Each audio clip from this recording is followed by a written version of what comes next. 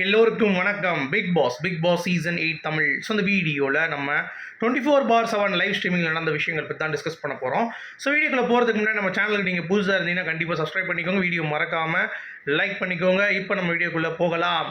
So இன்றைக்கி நம்ம பார்க்க போகிற டாபிக் வந்து அருணுக்கு இப்படி ஒரு சிக்கலா அப்படின்ற மாதிரி ஒரு டாபிக் நடந்திருக்கு. அது மட்டும் இல்லாமல் பிக் பாஸ் கொடுத்த இறுதி எச்சரிக்கை, இந்த மாதிரி தம்பிகளா இதுதான்டா கடைசி உங்களுக்கு அப்படின்ற மாதிரி ஒரு விஷயம் பண்ணியிருக்காரு. அடுத்து இந்த வீட்டுக்கு மாறுறாங்க தெரியுமா, அதை 2 பேர் வந்து மாற போகிறாங்க.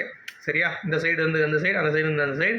அப்புறம் என்னென்னலாம் வந்து பார்த்தீங்கன்னா சுவாரஸ்யமாக நடந்தது அப்படிங்கிறதை பற்றி பேச போகிறோம். ஸோ வீடியோக்குள்ளே போகிறதுக்கு முன்னாடி கண்டிப்பாக எல்லாம் பண்ணியிருப்பீங்கன்ற நம்பிட்டு லைக் அண்ட் சப்ஸ்கிரைப் மறந்துடாதீங்க. இப்போ ஃபஸ்ட்டு டாப்பிக்கே வந்து அருண் கேப்டன் என்னடா பண்ணியிருக்காரு அப்படின்ற மாதிரி. பிக் பாஸ் இது வரைக்கும் அந்த கேப்டனில் ஏதாவது பண்ணியிருக்கீங்களா?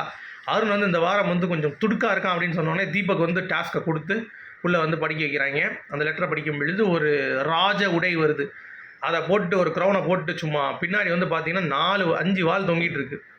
இப்போ அருண் வந்து சரியாக கேப்டன்ஷிப்பில் ஏதோ ஒரு ஓட்டை விட்றாரு, சரியாக பண்ணல, இல்லை ஒரு விஷயம் நான் சொல்லி அதை வந்து ஆக்ஷன் எடுக்கலை அப்படின்னா ஒரு ஸ்ட்ரிங்காக உருவப்படும்.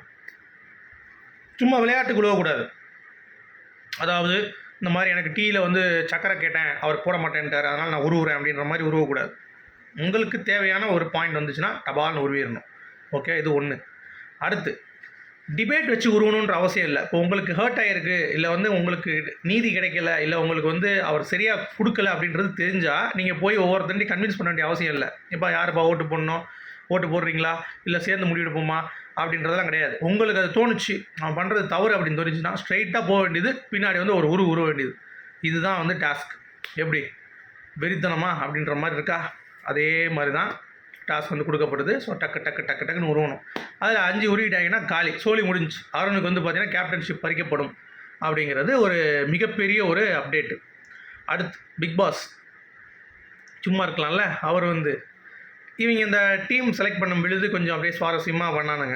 அதாவது எப்படின்னா, ஒவ்வொருத்தவங்கள தண்ணிக்கு ஜாக்லின்னு அப்படி இப்படின்னு சொன்னும்போது ஒவ்வொருத்தவங்களா டீம் பிரிக்கும் பொழுது அதே மாதிரி அன்ஷிதாவையும் ராயனையும் டீம் ஸ்வாப் பண்ணாங்க. இந்த சைடு அன்ஷிதா வராங்க, அந்த சைடு ராயன் போகிறார் அப்படிங்கிற மாதிரி. ஆண்கள் பெண்கள், பெண்கள் ஆண்கள். இப்போ இதுதான் ஆக்சுவல் க்ரைட்டீரியா. இதில் வந்து என்ன, ராயன் அமைதியாக இருக்கீங்க, அன்ஷிதா ஓகே உங்களுக்கு சிரிச்சிட்டே இருக்கீங்க, ஜாலியாக இருக்கீங்க, ஜாலியாக போகிற முதல் 2 பேர் நீங்கள் தான் போல அப்படின்ற மாதிரி சொல்லி, இல்லை சார் சொல்லிட்டு கொஞ்சம் அப்படியே பேசுகிறாங்க. ஒன்று பிக் பாஸ் வந்து ஒரு எச்சரிக்கை கொடுக்குறாரு. டைட்டில் வின்னருக்கான ரேஸ் ஓட ஆரம்பிக்க வேண்டிய நேரம் வந்தாச்சு. இனிமேல் வந்து சும்மா நீங்கள் உட்காந்துருந்தீங்கன்னா ஒன்றும் பண்ண முடியாது. சுவாரஸ்யமாக்குங்க. நான் சொல்கிறது உங்களுக்கு புரியும்னு நினைக்கிறேன். சரியா? அதாவது போதும்டா சும்மா உட்காந்தது, ஏதாவது கண்டென்ட் கொடுக்குறேன்றக்கா சண்டை போடுங்கடா, கண்டென்ட் நாங்கள் எவ்வளோ தான் சொல்ல முடியாது, கொஞ்சம் தயவு செஞ்சு பண்ணுங்கன்னு சொல்லிட்டு பல தடவை சிறுபடி வந்து பார்த்தீங்கன்னா பிக் பாஸ் கொடுத்துட்டு தான் இருக்காரு. ஆனால் இவங்க அதை எப்படி புரிஞ்சுக்கிட்டாங்கிறத நான் அடுத்து சொல்கிறேன் பாருங்கள். அதுதான் அவர் ஹைலைட்டே. சொல்லிவிட்டு இந்த மாதிரி சுவாரஸ்யமாக இருக்கணும், டைட்டில் வின்னருக்கான கண்டென்ட் ஆரம்பிச்சிருச்சு. ஸோ இனிமேல் வந்து பார்த்தீங்கன்னா நீங்கள் இப்போ நல்லா கண்டென்ட் கொடுக்கணும். அதாவது அப்படி சொல்லலை, நல்லா கண்டென்ட் கொடுக்கணும்லாம் சொல்லலை, உங்களுக்கு தெரியும் என்னன்ட்டு, நீங்கள் என்ன பண்ணிட்டு இருக்கீங்கன்ட்டு, இன்னும் பத்தலை, நிறையா பண்ணணும் நீங்கள் அப்படின்ற மாதிரி சொல்கிறாரு.